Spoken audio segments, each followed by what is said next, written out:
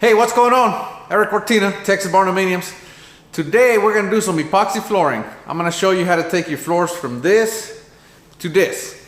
All right, let's get to work.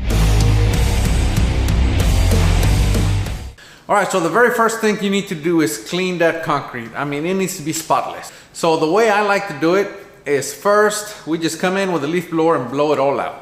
That way you can get your wood chips, your dirt, anything that's sitting on the surface, you can get rid of it.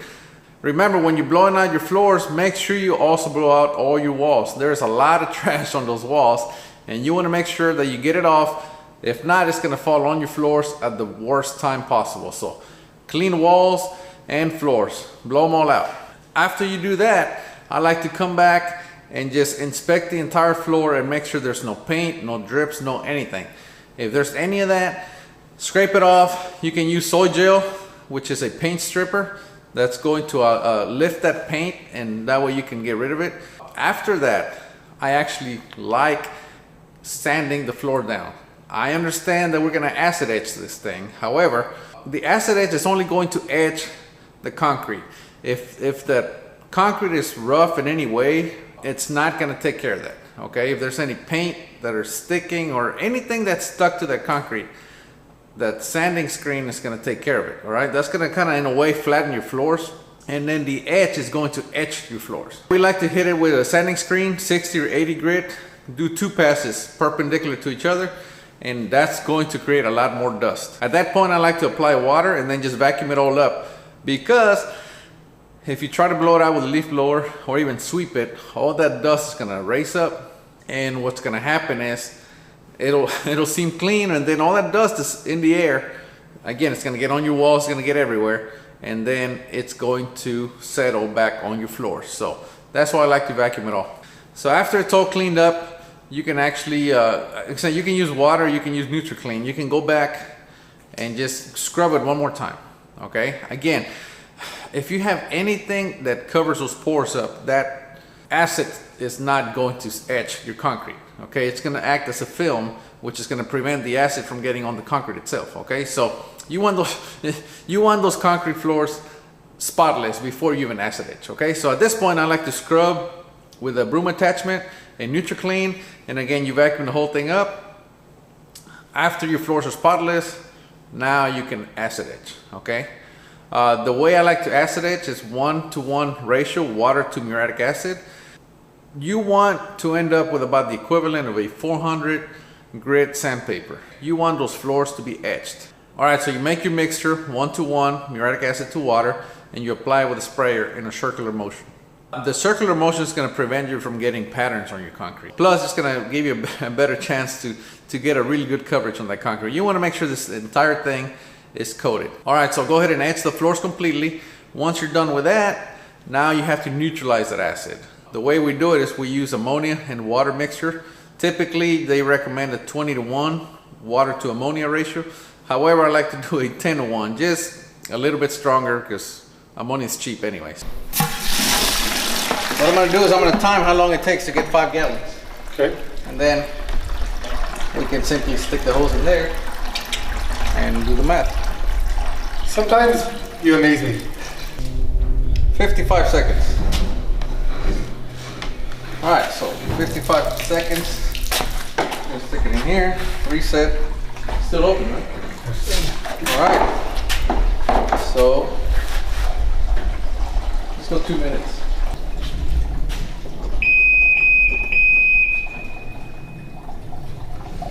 All right, Leo, turn it off. All right. That's about 10 gallons and well, I guess that's 1 gallon of ammonia, 10 gallons of water. We're actually using a commercial scrubber here, but you can actually literally just throw the ammonia and water mixture out with a cup and work it in with a stiff bristle broom and vacuum it right up. When you acid etch the concrete, there is a film that's going to build up on the surface. Again, you don't want to leave anything undone. You have to cover everything, all right? Because the point of failure is going to be not in the middle of the slab. It's going to be around the edges where maybe you didn't clean it as good. Okay, again, clean it all up. So after you neutralize the acid with ammonia and water, Come back one more time and give that concrete one more rinse just with clean water, okay? Now in a way you are cleaning up the ammonia. So you want to give it one pass, maybe two. I can't stress this enough. These concrete floors need to be super clean, okay? You scrub it again just with regular water and you vacuum it all up, okay? The vacuuming is very important because it's sucking the water out of those pores, okay? If you try to mop it or anything, you're just kind of gliding over the top.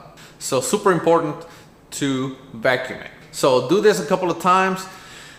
Now you're ready to apply your epoxy. However, now your moisture level is high on your concrete because you've been putting water all day on this thing, okay? So do not get in a hurry and try to apply your epoxy at this time because you will have failure. So you need to make sure that your concrete dries up overnight, at least, okay? You want that moisture level to be below 50% when you apply your epoxy. Don't get in a hurry. It's gonna kill you. So now the concrete is prepped, it's clean, it's etched, it's spotless. Now we get to apply the epoxy. You need to make sure, however, before you do that you tape off all your boundaries, okay? Your doors, anything you don't want to get epoxy on, it needs to be taped off. All right, so this particular slab that we just cleaned up, we actually sealed that one, okay? I've showed you many times how we seal concrete, so you can go check out some of those videos. Actually, I'm gonna put a link right here to the latest one. However, I wanna show you how we do epoxy. So I'm gonna take you over to my house now where I did my man cave. I did that about 3 years ago, and we actually did a blue epoxy floor. All right, so as you can see, Leroy is putting some painter's tape down. The reason for the painter's tape is that's where we're going to stop sealing the shop. So if you notice, he put the tape right where the overhead door comes down, because there will be a small seam, so whenever the door is closed, you're not going to be able to see that seam. And we'll show you right now. See the edge of the tape? That's where the sealer is going to stop. And as you can see, that's right in the middle of the door. So you won't be able to see it when it's done. Up to this point, the process is identical, okay? Where it changes is how you apply sealer versus how you apply epoxy. So let's go do that. As you can see, we have a mixing area ready to go. And you can see we staged all the kits. We have A and B on every single pile. So that way when you are mixing, you simply grab a full kit right there. You don't want to put them all in a pile, and then when you're trying to mix, you're trying to find where the A is and where the B is and all that crazy stuff. So stage your mixing area properly.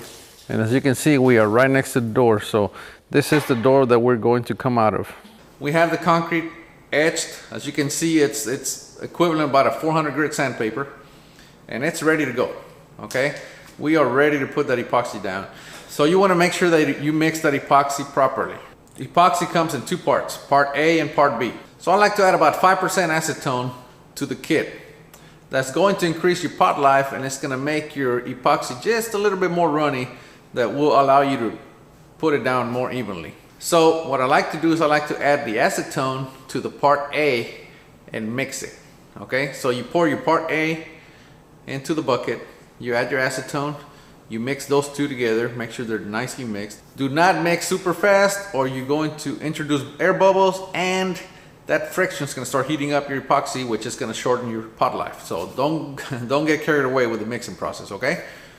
All right, now you have it mixed, now it's time to put it down. What we like to do, we actually like to put it down on the concrete, like you've seen here. Just put it down, and you're going to need a notched squeegee. Okay, that is the trick to this entire process. That's going to allow you to put down the exact same amount of epoxy on the entire slab before you roll it. Okay, if you don't do this, if you try to dip and roll that epoxy, you're going to have color variation throughout the entire slab. Why? Because it's going to be thicker in some spots and thinner in others. So make sure you get a notched squeegee. Okay, that is, again, I'm gonna say it again, that is the key to this entire thing. All right, so now that you put your epoxy down with your squeegee, go ahead and back roll it. You can use a 1/2 inch snap, non-shed, solvent resistant roller. Do not skimp on these rollers, okay? Because if any lint pulls off of this thing, it's going to ruin your floor. So get high quality rollers or roller covers. Do that first coat. You're gonna need 2 coats, okay? So you're done with the first coat, let it sit overnight. Epoxy's gonna take a while, don't worry about it. You're going to get some bubbles. So what happens is you have in the pores in the concrete, there's air, okay? When you pour that epoxy over it, that epoxy goes down into those pores and evacuates that air. So it creates bubbles, but because epoxy is 100% solid, a lot of times those bubbles don't escape. So they just sit on the surface. Don't worry about it. Again, you're gonna get bubbles. It's normal, all right? So go ahead and just close everything up. Make sure the wind doesn't hit it and just go home, all right? Come back tomorrow. The next day, when you get back, you will notice you're gonna have bubbles on the surface. Take your 100 grit sandpaper or sanding screen on your buffing machine and buff it all down. This is like painting a car, okay? This is the equivalent of wet sanding between coats. Go ahead and sand it all down. As you can see right here, all those little bubbles and things that were on the surface, we sanded them all down, okay? It's gonna look like you're really screwing up the floors, but don't worry about it, okay? It's fine. Sand the entire thing down, clean it all up again. At this time, you can take a leaf blower and blow it all out, or you can take a dust mop or anything, just make sure they are clean. All right, so now we have the first coat done, we have the epoxy sanded down, and we have it cleaned up. It's time to do the second coat. The second coat goes down just exactly the same way as the first one, okay? Mix your epoxy the same way. One thing I forgot to mention is you want to mix one kit at a time, and that's it. Do not do more than one, all right? The more kits you mix at a time, the shorter your pot life. So you don't want to do that, all right? Mix one at a time. It's best to have two guys applying the epoxy and you have an extra guy mixing. As your epoxy gets low, make sure you get the next guy mixing so that you don't have any cold joints, okay? So after you get done rolling, this is what it looks like. This is the second coat. Now at this point, you're done. You can leave it alone, you'll be happy. However, I like to add another coat of polyurethane on top to protect the epoxy. I like to use polyurethane 100. That is a very good top coat. At this point, if you have any imperfections on your epoxy, like bubbles or anything, you can go ahead and sand them down, and then you can put your polyurethane. You shouldn't have any issues though. So anyway, go ahead and roll your polyurethane on here. You have, like I said, you have 24-hour window where you can apply it. If you go longer than 24 hours, you have to scuff up the epoxy, okay? So keep that in mind. This is what it takes to do a very good epoxy job. If you do it this way, it should last your lifetime.